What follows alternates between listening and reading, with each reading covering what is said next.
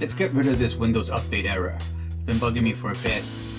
As you can see here, this particular error is actually related to the fact that my Windows recovery partition doesn't have enough space. You need at least 250 megabytes of free space.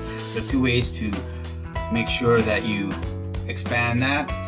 One is very manual, the other one uses an extended PowerShell script, and we're going to be using that because it's just easy and it's less error prone. Copy the script, put it into a file, put that into a folder that I've already created. I'm also going to leverage the PowerShell IDE, which allows me just to copy and paste the script and save it and name it. I'm gonna save it and I'm gonna exit out and then reinstantiate another PowerShell, which will be running under administrator access. I've created a directory within the directory I'm going to run my script. It's called backup, and that is the directory that you're going to be using to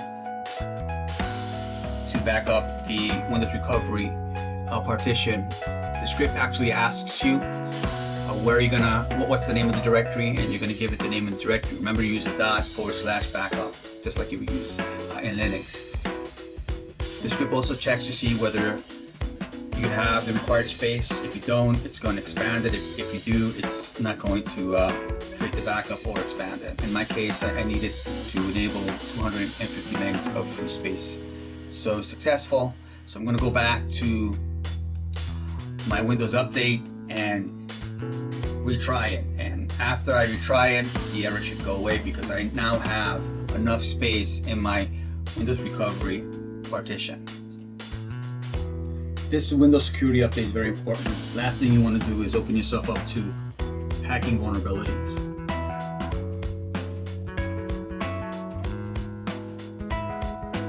And there we have it.